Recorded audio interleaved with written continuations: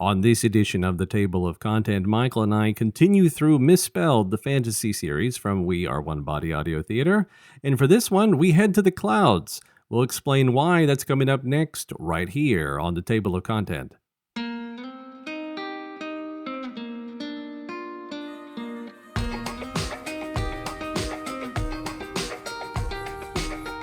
Thanks so much for tuning in to this edition of the Table of Content. I am Albert Sainz, joined with Michael Steele. Hello, how are you? It's good. Been a long day, but I'm glad to be here as always talking with you, especially getting the chance to talk MisSpelled. So here we are. We are almost at the end of this 7-episode series, and we have been following the mage, who we were introduced as finally getting his name in the last episode, Septimar, and he has journeyed out to try to make amends for the problems that he has caused from the initial trying to steal a spell from Baba Yaga.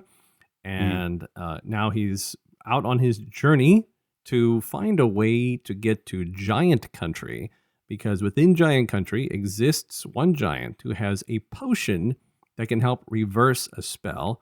And through this potion, the hope is that the apprentice can be transformed back to a human person from the dragon that he has become.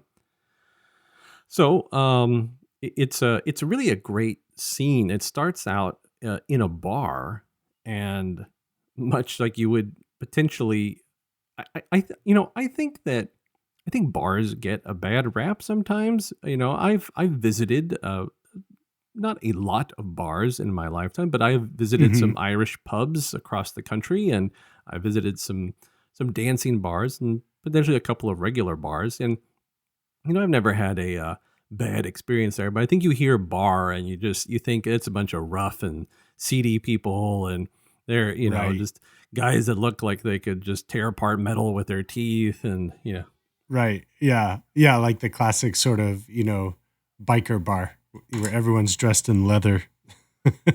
Yeah, exactly. There's a bunch of Harley Davidsons outside and leather jackets with, skulls and tattoos all over their arms and a bunch of, bandanas Right. and, Yeah. loud music playing and people getting thrown out of windows. Mm-hmm. And so be that as it may, I think what, they were trying to establish here was kind of a rougher bar. I can't say there's biker gangs in this particular bar. However, when you listen to it, it's such a great setting because you hear all the commotion. You hear that there's guys sort of laughing in the background and people are drinking. And Molly, we're introduced to Molly, who's trying to work her way kind of through the crowd to go and talk to Jack.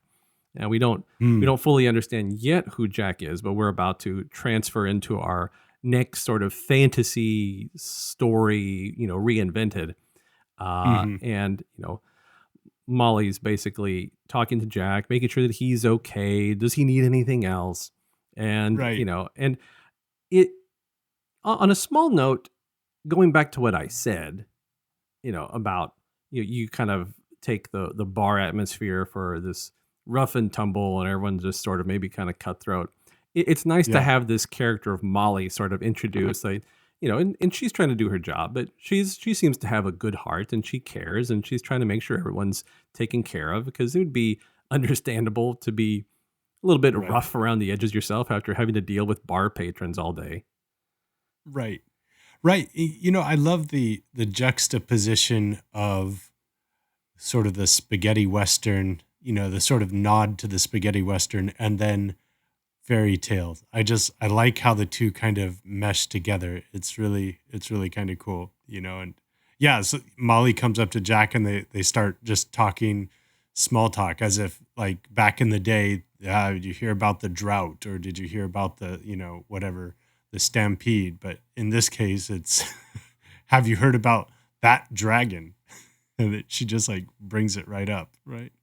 So it's a great sort of intro into that conversation. It would be a fun world, wouldn't it? I mean, I can't say that, dragons that terrorize countrysides is necessarily fun, but if that Mhm. was the normal sort of, talk of the day, like, "Oh, there's that dragon again. Oh, yeah, just that dragon." And what I think Jack says, right? He Right. says, "This seems to be all anyone's ever talking about." And, so I think that'd be a fun world to live in where you instead of talking about droughts or the horse that got away, Right. or, the farm is having issues, you talk about the dragon. Um, Yeah. What's your take on Jack at this point in the story? He strikes me as kind of like someone who's a bit down on his luck and like a bit pessimistic, you know. you know Like someone who goes to a bar because he's just like I'm done with this. I need a beer. Well, he doesn't quite strike me as that. He just strikes me as someone Okay. who's trying to sort of mind his business. He sounds like he's led kind of a long life, and at this Mm, point, he's got into who knows what, and he just sounds like, yeah, this is where I go and I hang out and I have a beer and I yeah. relax, and Molly is my friend and she takes care of me, and I don't want to do anything else. Just trying Yeah. to live out his days in as much peace as possible. Right. Yeah. Nice. I like that. And I think that's a lot of people. They just want some peace, and it's at a bar, it's on the beach. Because I think there's lots of people who they go to a lot of different places and they just leave me alone. Let me live out my days. I don't want to bother anyone. I don't want to be bothered. Right. Yeah. I'm just looking for a little bit of peace, a little bit of respite from the hecticness of, you know, daily life. Right, right. So then Molly makes a note that sort of clues us in to who Jack is, because she says, "Well, I mean, I assume it's better than having giants around." And Mm, Jack's like, they sort of laugh it off. You're like, "Oh, uh, is yeah. this the Jack? The Yeah. Jack from Jack and the Beanstalk, Yeah. Or Jack the Giant right? Or Killer. Jack the Right. Yeah. Giant?" He's like, yeah, they're like sharing this inside joke. So then Molly tries to go about her business and ends up bumping into the mage, who comes into the bar, not really seeming like the bar patron type. And, they have their accident, but everything's okay. And he says he's looking for a Mm, guide to Giant Country. And, you know, Molly sort of points to Jack. And I like what Septimar says. Septimar says, "Oh, you mean that terrifying looking individual?" And she's like, "That's the one." And yeah. he's like, "Oh, okay." And again, it would be easy, right, to say, "Oh, I don't know if I want to talk to that person. They look kind of Right. menacing, I don't know if I want to talk Yes. to that person." But Right. we let the stereotypes, or we let an image, right? Don't judge a book by its cover. We let that sort of get in our way, and Yes. because it turns out that Jack is actually someone who wants to help. He's not a bad guy. He does want to be Yeah. left alone, but he's not a bad guy. But we can, obviously understand, like, oh, I don't want to go talk to someone who looks terrifying or who looks like they're going to strangle me. Um, Right. and I mean, I can remember that. I mean, I can remember being a kid and looking at guys and be, oh, I don't Yeah. that's a scary looking guy, or something. But as I've gotten older, you try to look past that sort of thing and understand that people are just people, and we should really take the time to get to know them. Mm, right. I just wanted to point out, I've noticed that change in Septimar. Like up until this point, if he would have bumped into a barmaid, it would have been her fault. Get out of my way. Who do you think you are? And yet he actually is like, oh, I'm sorry I bumped you. He's like, there's a change in Septimar, which is I have found kind of refreshing. But yeah, same type of thing. Like appearances, first impressions. What is it like? People they make judgments about people based on 30 seconds of first impressions or whatever. Right, right. But yeah, but I remember once, this is years ago, up in New Hampshire. Uh, there was like this biker rally, and we were at this gas station. And again, this biker comes up and he has this, his beard is braided, like he has two braids, and like really intimidating looking character. But he was the nicest guy. he was just like, hey, and he's very polite and everything. Have a nice day. And then he rode off, and that just kind of plays right into this. Like, don't judge a book by its cover. Sure. Yep. Yep. And I believe that works both ways as well. You really have to get to know the person, because you could have a rotten apple that seems nice on the outside as Oh well. yeah. No. No. Most definitely. So I mean, proceed with caution, I guess, but don't. Mm. But don't be afraid to potentially try to engage someone, because you might, who knows? It might be your next best friend. I don't know. Yeah. Yeah, absolutely. So, so Septimar sits and says, "Hey, I'm looking for a guide to Giant Country," and Jack's kind of like, "You've got the wrong guy." But then he's sort of like, "Well, what's going on?" Because that's what she said, and so he says, "So you can't take me to Giant Country," and that's not what I said. And they have this big Right. discussion, and basically Septimar says, "Look, I'm trying to get there because I need to save everyone from the dragon." And he starts to get Mm. Jack's attention. He's like, "Well, the dragon's my apprentice, and this is all really my fault. And it's because I tried to steal something from Baba Yaga, and I can make this better if I can get a potion from Giant Country." And then Jack's intrigued, and he says, "Okay, you know, I will help you out." But he's very clear. He says, "I'm not doing this for you. I'm doing this for your apprentice." And I think that's a very interesting note, Mm. because you could, I mean, you could say, "I'm going to help you out," and it would make sense, right? I'm going to help you out, Septimar. You caused all this, and I'm going to help you out. But he says, "I'm going to help you because of your apprentice." So, we're sort of opened up into seeing Jack's heart. Like, Jack cares about other people, and he Hmm. wants to try to help the poor apprentice that has been turned into a dragon. And Right. I think that's pretty noble, because who knows? I mean, this sounds like the chance of a lifetime to help save the kingdom. But he's like, "No, I'm not." He's not doing this for glory or for honor or for fame. He's like, "No, I want to help your apprentice," and Right. that's what his concern is. Yeah. Yeah. I would. I'm. My curiosity is tickled at the moment as to why Jack is so reluctant. Right. You know, that just is a big mystery right now at this stage in the episode, or reading through the episode. So then Jack says, "All right, I'm going to help you." And Molly comes back, and he says, "You have that big bag that I told you to hold on to for me." And, she's worried about Jack, "Jack, you're not getting into that again." He says, "Don't worry. I got a good reason." And so it's like, okay. So she goes and gets it, and she comes back with it. It's this big, heavy bag, and says, "All right, well, let's go." So they head out on their adventure.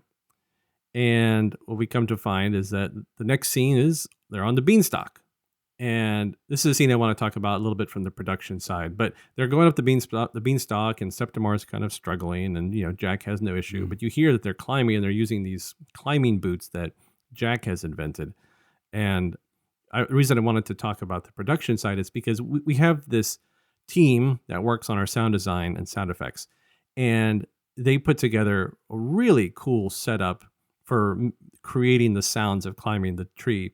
They literally made sort of custom boots to sort of create the sound effects of all the metal in the boots climbing the tree, and they used fruit, and a knife to sort of mimic climbing the tree and sticking into the tree. And Wow. it's just really creative. And but you don't know any of that. You don't know any of that when you're listening. You just Right. hear tree climbing and cool sound effects. So I really Right. liked that scene of them climbing the tree. Right. We got a kick out of that YouTube video that was made, just highlighting the effort of the sound effects team and the magic that they work. It's just a 3-minute short video, but we loved it. And I encourage you, if you haven't seen it, to check out the misspelled. I forget the title of it, but it's like the behind the scenes sound effects. It's really cool. Yeah, it's I think the sound effects of misspelled. And so Mm. you can find that at our YouTube channel, or go to the Audio Theater webpage, waobaudiotheater.org. And on the misspelled page on our website, you can see that video. It's in the behind the scenes section. So yeah, really worth your time and see kind of what they were doing. And what you see in the video is only a very small part of the sound effects and sound design that went into making this, but really it is fun, as Michael mentioned. So they climb the beanstalk. They get onto the clouds. Septimar is completely enthralled with the clouds, and I don't blame him. I think if I suddenly found myself walking on clouds in the sky, I think I'd be just losing my mind with excitement.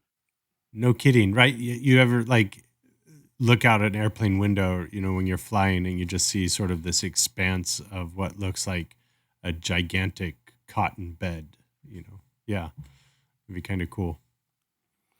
So, in the midst of them walking, they strike up another conversation, and in this conversation, um, Jack sort of explains how he had been around giant country more in the past. He said he used to steal from them. He had met a giant before, and then he talks about how he ended up killing a giant, and he said, it was an accident, and he's expressing remorse for it, and he's hoping that maybe an opportunity presents itself so that he can make amends for what he has done. And it's another look into the human person, in this instance through Jack, but we see that Jack wants to help so that the apprentice can be saved from being a dragon. And here Mm, he feels for what he has done. He feels for the act of killing the giant. It wasn't intentional. He didn't want to do it, but it happened, and it's been plaguing him. It's been haunting him, and he wants to make amends for it. And that's the story of many of our lives, right? It's the story of for so many of us, we've done something in the past and we want to make amends. How can we do it? yes, right. How do we right the wrong or achieve that balance of justice? Yeah, yeah. I really find that that's cool that they're both in similar positions. Septimar is trying to right the wrong that he inadvertently committed against his apprentice, who is now a dragon, right?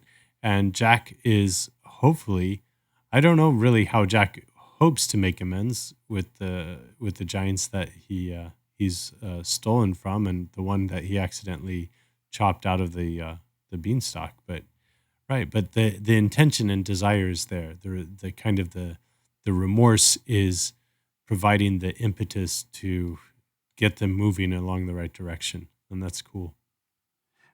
But isn't it interesting that, you know, I think we do a lot of things that we want to say I'm sorry for, make amends for, but in this instance, how powerful it is to make amends for the offense against another person. Right? Yes. I mean, we have Septimar turn the apprentice into a dragon, and Jack killed a giant.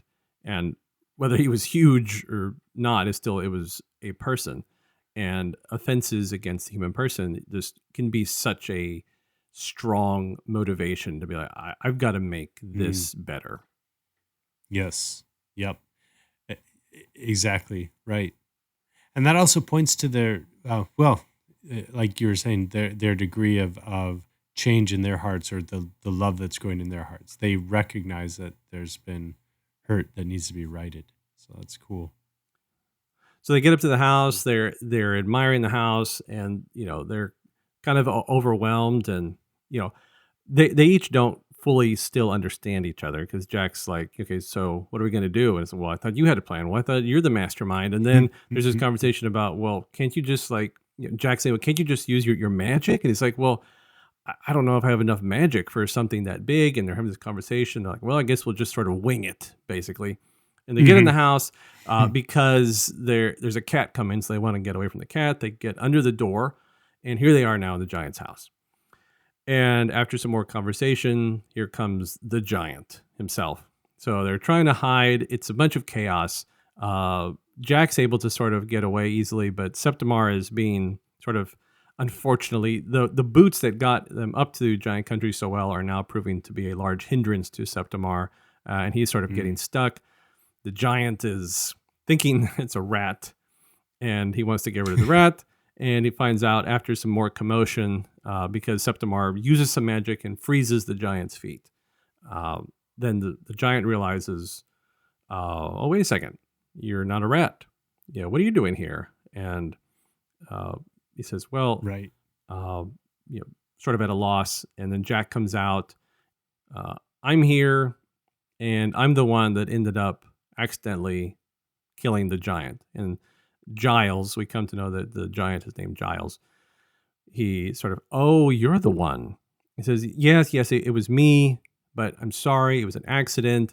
I didn't mean to do it. I didn't know he was on the beanstalk. And just, I want to make up for it. How can I make up for it? They want to have a conversation with the giant. The giant is unfortunately a little too cold to talk. He's like, you might help. It might help if you unfreeze my feet. So he unfreezes his feet. We're all expecting, I think what we're expecting here is that the giant's going to, smash first, because you hear that earlier. The Jack says this is the kind of giant that would smash first and ask questions later. So like, oh, right. And as we've come to know the story over the years, however it's been told, fee fi fo fum, we expect that, okay, well, here we go. The giant is going to smash both of them into little bitty pieces. But he doesn't. He's actually sort of a kind-hearted, well-spoken, very eloquent sounding sort of giant. And he's like, okay, tell you what, let's have some tea. Let's talk about all of this. So they get lifted up to the table. They have some tea, and the Septimar says, I need this potion. He's like, let me see if I have any. And then Jack's like, you know what? How about in return for the potion, I stay and help you make more of the potion? Because the giant explains that this is really hard to make. It takes a long time. And Jack's like, look, I want to make amends. I want to do something. Like, let me do something. Let me help you prepare the next batch of the potion. And the giant sort of is skeptical. He's like, well, I don't know. Like, I'm not sure. Because, sure, I mean, Jack killed his, relative, basically. And third cousin once removed. right. So really, really distant. And I can, okay, yeah. I don't know if I can trust you, and that's fair. And that's fair. I want to make sure we understand that is a fair statement to make. Like, someone comes up to you and says, I've committed this grave act against you or against your family, but I want to make amends. How can I make amends? I think that is a normal reaction. To be like, I don't know. Like, I'm not sure if I'm ready. I don't know if I can trust you. I don't know if this is the right thing. So I think the giant's completely in the right mind here to be skeptical. Right. Yeah, I'll accept your apology and the sincerity of your heart, but I don't really want to get involved or have you quote unquote help me with something, But I just like to, this is off topic, but I just wanted to point to, again, how wonderful the script is written and how marvelous the sound effects are and how difficult it is with the medium of radio to try and paint a picture in the imagination. Like, you have to do a lot of showing, not telling. And so even just the opening conversation where they're talking about how big the door is and all of that is woven into it. It helps create that picture of how gigantic everything is in giant country. So just side note. No, it's a great note to make. I mean, you got to bring everything to life somehow, right? So a lot's got to go into making that all happen. So everyone basically decides, all right, well, I'll give you the potion. Jack, you can stay and squish and grind and crumble up all the ingredients for it. And Septimar is sort of left to head back on his own. And, Jack stays to work on making amends. And that would have been a good sort of potential end to the story, but we end up at the last scene. We are out of giant country, and Septimar has returned to Baba Yaga's house to find that Baba Yaga is not there. He has found the dog, though, and the dog that we were introduced to several episodes back. And the dog was trying to find the cat and was unable to find the cat, so came to Baba Yaga. They both meet there. They go in, and everything looks like there's been a problem because they can't find Baba Yaga. Now, if you remember in the last episode, they were trying to get away from the dragon. Baba Yaga and Septimar were trying to get away from the dragon, and they were hiding behind a waterfall. So in the time that Septimar has been gone and returns, it appears as though the dragon has taken Baba Yaga. And so Baba Yaga has left a map. So now, with sort of the potion in hand and an extreme desire and drive to want to continue to help everyone now that has been affected, the mage sets out in the chicken house with the controls. Mm. And so the mage and the dog take off in the chicken house to go and find the dragon's lair. And that's where we're left with the end of episode 6. And again, I think Septimar as a whole now, since realizing what he has done, who he is, getting his memory back, is on the track to making amends. So ultimately, we can see the story arc is really about Septimar trying to make everything better.